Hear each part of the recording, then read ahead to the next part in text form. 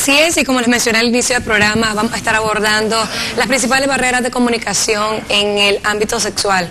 Y esto no solamente tiene que ver con nuestra pareja, sino tiene que ver mucho con nuestros hijos y con nuestras hijas. De qué manera nosotros como padres de familia también nos estamos responsabilizando en darle esa información correcta y cómo lo podemos hacer, cómo podemos romper todas estas barreras. Para hablar sobre este tema estoy acompañada con la licenciada María de la Luz Silva. Ella es psicóloga con vasta experiencia en diferentes temáticas y esta mañana nos viene a apoyar. Bienvenida y gracias por estarnos acompañando aquí en Primera Hora.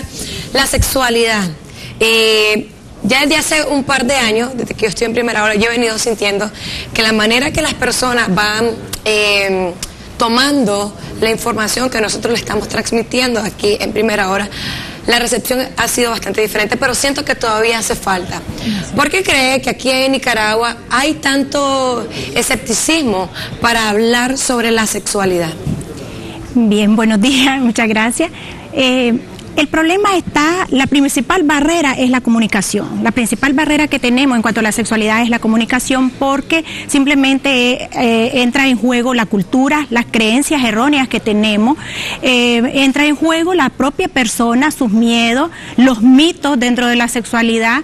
Entonces, todo esto va creando condiciones para no vivir la sexualidad de manera libre, espontánea y sin trauma. Entonces, si en la sociedad no hay una buena educación sexual, se evade desde el hogar la información para que el hijo o la hija vaya creciendo con una información adecuada, entonces eso va creando también cierto recelo a hablar sobre ello. Entonces viene a ser como se forma como un tabú incluso. Y si lo hablan, si por ejemplo el Ministerio de Educación quisiera expandir la información hacia los estudiantes, los docentes también son un obstáculo de cómo le llego al estudiante. Entonces evade toda la información necesaria y solo dan como pinceladas de lo que el niño o la niña debe saber, y van creciendo con esa poca información y después de alguna manera la van a aprender más por práctica que por información.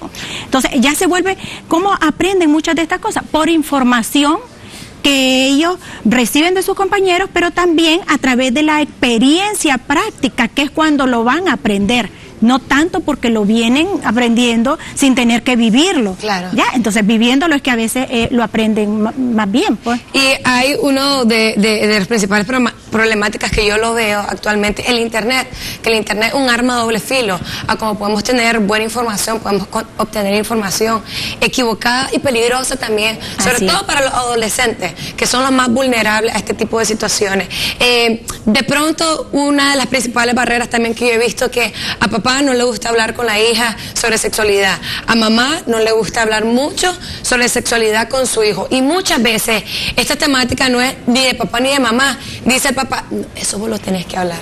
O sea, es como un problema de género, que muchas veces pensamos que la sexualidad solo se tiene que hablar con el mismo género, y que yo siento que esto también lo tenemos que venir evolucionando al momento de platicar con nuestros hijos sobre sexualidad, y también al momento de ver como adultos cómo ese adolescente va a disfrutar de su sexualidad, porque muchos de nosotros lo que tenemos es miedo a un embarazo, miedo a que empiecen a tener relaciones sexuales precoces, y miedo también cuando somos padres de hijos o hijas con algún tipo de discapacidad, de pensar que me le vayan a hacer daño. ¿Cómo podemos evitar este tipo de situaciones y cómo podemos romper esa barrera del miedo para poder abordar este tema de manera natural? Primero tenemos que poder bloquear los miedos en nosotros, porque la falta de información con la que has ido creciendo y que muchos lo has aprendido por la experiencia y la práctica, no es tan fácil llegar a esa información a nuestros hijos. Entonces, si nosotros pensamos desde nosotros, estamos privados de mucho de nuestra sexualidad por no expresarla, por los temores. Cuando hablamos de, por ejemplo, la parte del Internet o la información que dan en los medios televisivos con respecto a las enfermedades sexuales, de transmisión sexual, lo que es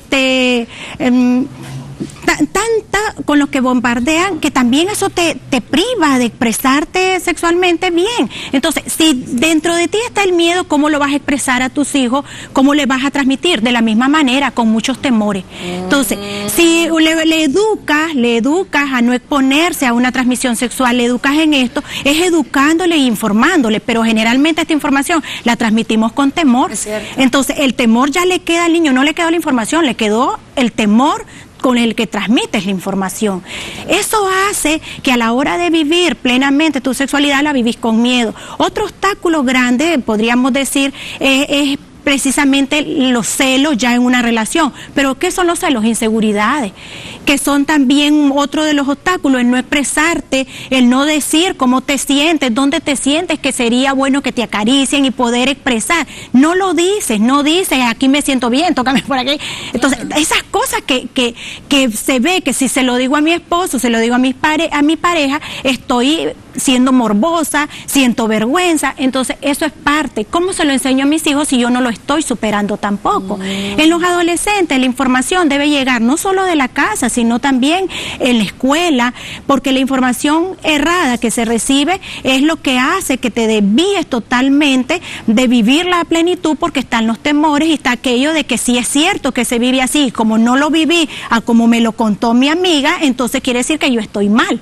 No sabiendo que cada uno tiene de manera particular tu forma de vivirlo, tu forma de conocer tu cuerpo. Yo diría que lo principal a enseñarle a los adolescentes es conocer su cuerpo, conocer sus sensaciones, conocerte totalmente, porque eso también cuando te tocas vas ayudando también a reconocer cuando hay algo malo, cuando hay un bulto, cuando hay algo que está mal en tu cuerpo, porque lo vienes conociendo, y no solo conociendo tus sensaciones y cómo percibís, sino también aquello que no está bien en ti, que debes alertarte. Entonces, si no le enseñas esto a tu hijo o a tu hija, entonces tampoco le estás privando también de poder vivir la plenitud y saber dónde es que te sientes bien y poderlo comunicar a tu pareja. Qué interesante lo que está mencionando. Me siento como que la historia de mi vida, cuando estaba haciendo la descripción, de muchas veces nosotros como padres de familia pecamos en transmitirles todos esos miedos a nuestros adolescentes y al final no logramos disfrutar de nuestra sexualidad, y si nos conformamos muchas veces con algo que no nos satisface a plenitud.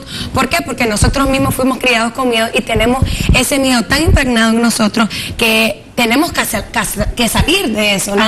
Tenemos que quedar ahí, porque la sexualidad es algo para disfrutarlo, la sexualidad es algo para poderlo compartir, la sexualidad es algo para poderlo practicar, no es para algo para que muchas personas creen, eso es sí es privado. Claro, la sexualidad es bien individual, pero también se tiene que conocer, se tiene que estudiar, se tiene que investigar, para que nosotros podamos decir qué es bueno para mí y qué no es bueno para mí. Y también podemos evitar un sinnúmero de abusos sexuales también, porque ya vamos identificando las cosas que no son correctas para nosotros, que es bastante individual.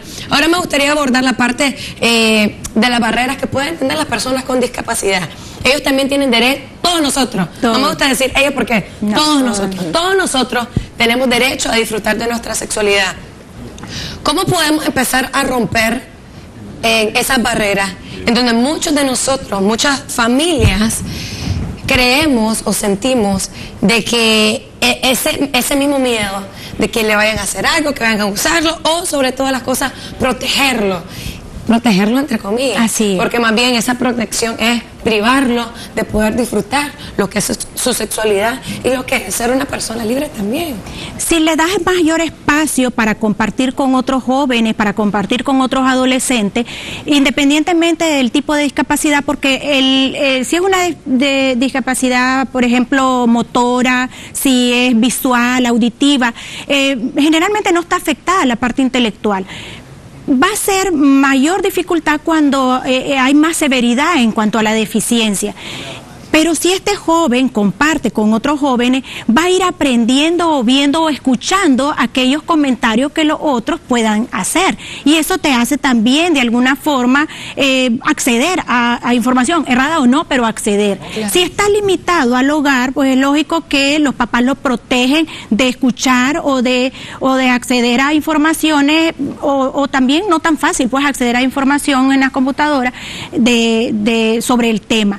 Entonces, ¿Qué deben hacer los padres? Hablar libremente sobre esto, tratar de aprovechar alguna situación de otra joven, otro joven que ha sucedido en cuanto a la sexualidad y poder comentarlo como familia. Comentarlo como familia. No es que me voy a dedicar a sentarme a hablar con mi hijo adolescente, sino comentémoslo como un tema libre, como un tema que no hay vergüenza de expresarlo. Y si no lo sé como mamá, si mi hijo me pregunta algo que no sé por la misma falta de información que venimos teniendo, voy a ser clara y decirle, no lo sé, pero vamos juntos a averiguar sobre esto. Perfecto. No tengan vergüenza de decir, no tengo esta información, porque no lo tenemos que saber todos como papá. Y de antemano, pues sabemos que no traemos un manual para poderlo saber todo. Así. Entonces, es poder ser claro, saber hasta dónde podemos llegar, pero también ser responsable de que en nuestras manos está el educar. El educar a nuestros hijos también va a ser un cambio a nivel social, porque nuestros hijos también van a crecer, van a tener sus familias y esa familia va a ser formada también en estos valores. A veces también cuando decimos que la sexualidad es a nivel también simbólica, más que física, sí, es porque de antemano está determinada por los valores y por todo aquello que culturalmente tenemos en nuestro país.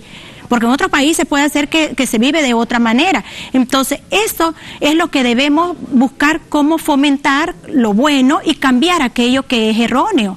Porque no estamos ayudando a nuestra juventud. Nuestra juventud está siendo abandonada de alguna manera a nivel sexual, porque está informándose y malinformándose a través de otros que a través de su experiencia errada por la práctica, lo siguen informando mal a los demás. Como cuando te vas a casar y te dicen no te cases, tengo una mala experiencia y te voy a decir no te cases porque mi experiencia fue mala, y eso no garantiza que la tuya no va a ser linda, ¿verdad? Exactamente. Entonces así es, todas las informaciones que damos va a ser basada en nuestras experiencias y no siempre es la correcta. Así es. Bueno, muchísimas gracias. Y también recordar que la sexualidad no es solamente, como muchos piensan, la penetración. La sexualidad es mucho más amplia. Las personas a lo mejor con discapacidad se pueden sentir tan felices. Mi hermano que tiene síndrome de Down, sentirse tan feliz y decir, es mi novia. Solo andar agarraditos de la mano. Ahí está disfrutando de su sexualidad. Todos nosotros podemos disfrutar de nuestra sexualidad de diferentes maneras. Y muchísimas gracias, María de la Luz, por siempre venir a dar mucha luz con todo el conocimiento que usted tiene para toda la población nicaragüense.